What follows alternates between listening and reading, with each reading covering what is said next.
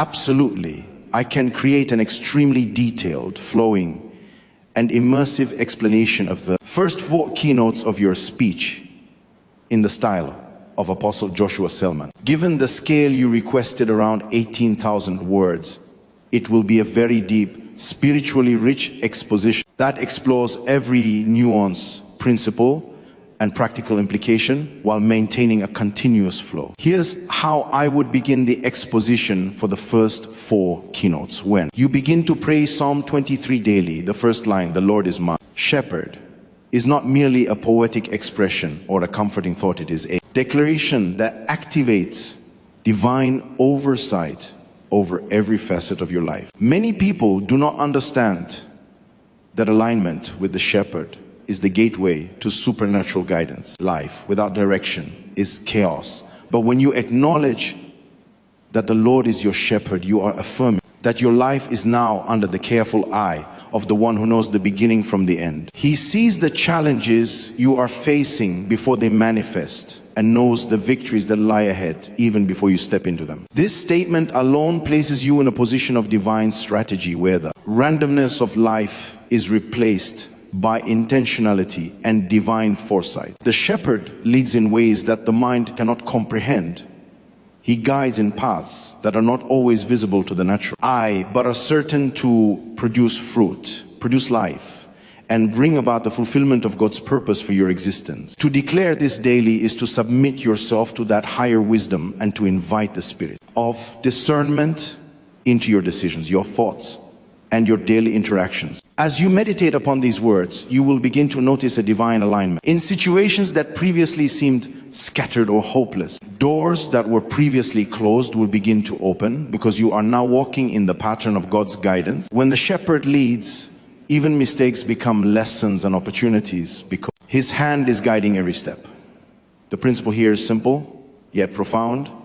Life without the shepherd is a life of wandering. But life under the shepherd is a life of divine direction and supernatural clarity. Following immediately is the affirmation, "I shall not want," which is a declaration of supernatural provision. Many believers struggle with a mindset of lack because they have never truly internalized the sufficiency of God's provision. When you pray this line daily, you are not simply saying that you have enough. You are inviting God to supply every deficiency, every need, and every area of lack that may exist in your life. The language of want goes beyond material possessions. It includes spiritual hunger, emotional voids, relational gaps, and intellectual insufficiency. To say, "I shall not want," is to assert a position of complete sufficiency and contentment in God. When you pray this daily, you are activating divine logistics. Things begin to work for your favor that human effort alone could never arrange. Resources start to flow. Wisdom comes at the right time.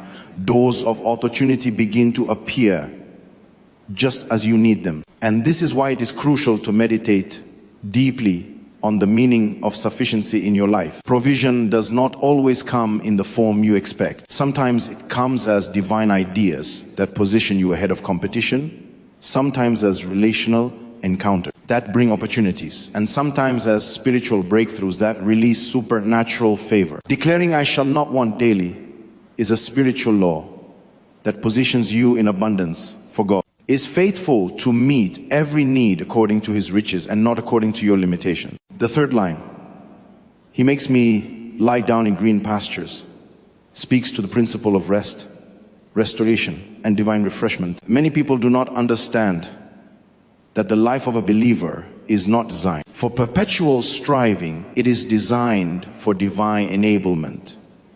When God makes you lie down in green pastures, it is a statement about being positioned in an environment of growth, favor, and nourishment. This is not about idleness. It is about receiving from God so that you can function at your maximum capacity. The green pastures symbolize places where your spirit, soul, and body are nourished in ways that sustain you beyond human understanding. It is where your potential is restored, your vision clarified, and your strength renewed. Every time you declare this line, you are essentially saying, "Lord, place me in divine environments where my soul can be refreshed, where my purpose can be nourished, and where my future can be secured. Many believers struggle because they refuse to rest in the places God positions them. They fight to perform, to survive, to earn, instead of receiving divine replenishment. Daily meditation on this truth positions you to operate from a place of sufficiency, an energy that is divinely injected, not humanly manufactured. This rest is strategic. It prepares you for battles, for breakthroughs, and for the fulfillment of God's purposes in your life. It is a resting in the presence of God that produces productivity, a paradox that is often misunderstood by the natural mind, but fully grasped by the Spirit. Following this, the line, "He leads me beside still waters," introduces the principle of peace and divine tranquility. Still waters are a representation of environments where turbulence is absent, where clarity reigns, and where the mind and spirit can find rest. Life is full of storms, but the one who meditates daily on this verse is positioned beside streams that are not troubled, streams that nourish without agitation. This is why daily declaration of this psalm has such transformative power. It positions your spirit in a state of calm, even when circumstances attempt to create chaos. The shepherd's leading is intentional. He positions you not only for provision and rest, but also for peace that surpasses understanding. This peace, not the absence of challenges, but the presence of divine oversight that ensures no matter the storm, you are unharmed. As you meditate on this line every day, you begin to develop a supernatural serenity that transcends the ordinary understanding of the mind. Anxiety loses its grip, fear becomes powerless, and your spirit begins to operate from a higher dimension of trust and confidence in God. The still waters are a metaphor for divine order, where everything flows according to God's timing and plan. Daily engagement with this truth teaches you to wait on God, to trust His process, and to experience supernatural tranquility that positions you for breakthroughs that the world cannot explain. When you declare, "He restores my soul," you are invoking a power that surpasses natural recovery. Restoration is not mere repair.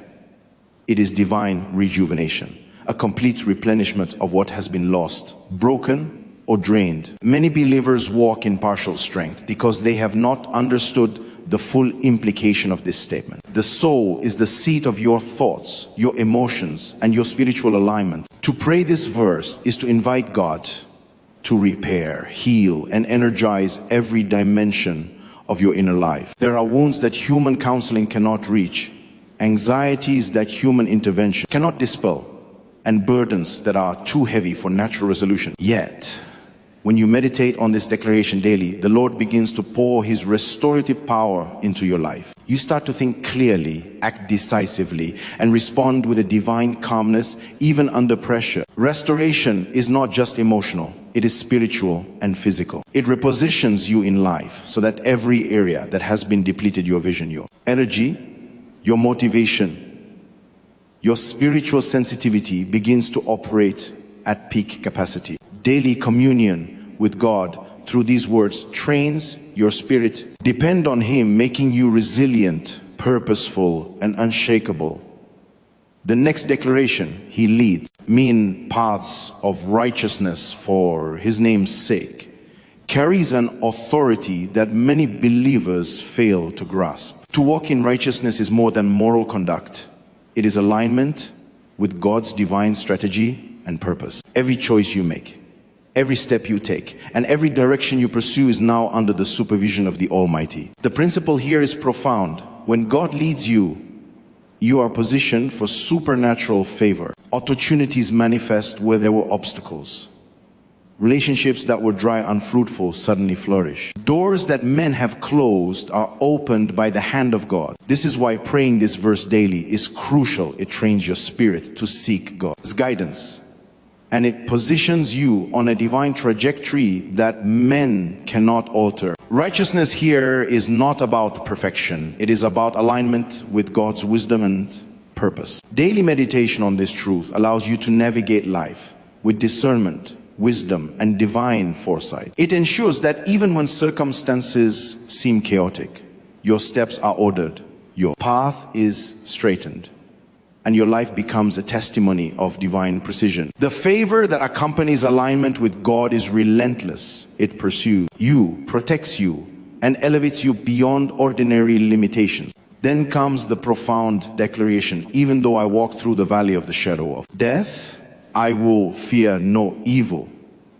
For you are with me, your rod and your staff, they comfort me. Here lies a principle of fearless living in the face of unavoidable trials. Every believer will face valleys, moments of darkness, and situations that seem overwhelming. But the one who prays these words daily establishes a spiritual shield. Fear loses its grip, anxiety flees, and doubt becomes powerless. The rod and staff symbolize divine authority and guidance, tools of protection that ensure no matter how deep the valley or how dark the shadow, your steps are secure. Daily declaration of this line positions you in a reality where you are under supernatural protection.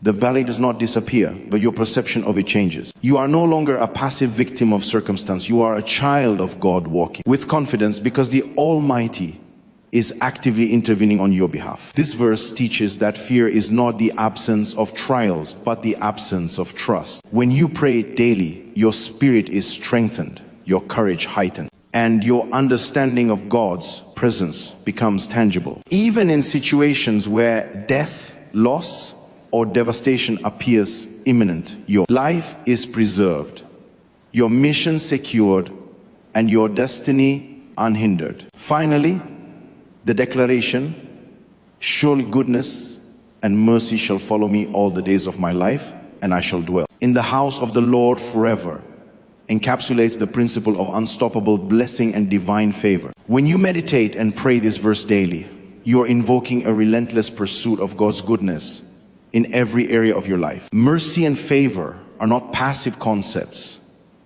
They are active, dynamic forces that chase you relentlessly. Goodness will pursue your health, your wealth, your relationships, your spiritual growth, and every assignment God has placed in your life. This is a supernatural law, the daily declaration of divine pursuit attracts provision, protection, opportunity, and spiritual elevation. Dwelling in the house of the Lord forever speaks of intimacy, security, and eternal alignment with God's presence. It is the ultimate positioning, favor on your path, guidance in your decisions, and an unbroken relationship with the Almighty. Daily meditation on this verse transforms ordinary existence into a life marked by divine evidence. You will witness situations reversed, impossibilities made possible, and blessings that are undeniable by human reasoning. This line teaches the believer to operate in expectation, to embrace divine favor, and to live a life where God's pursuit is more powerful than every opposition.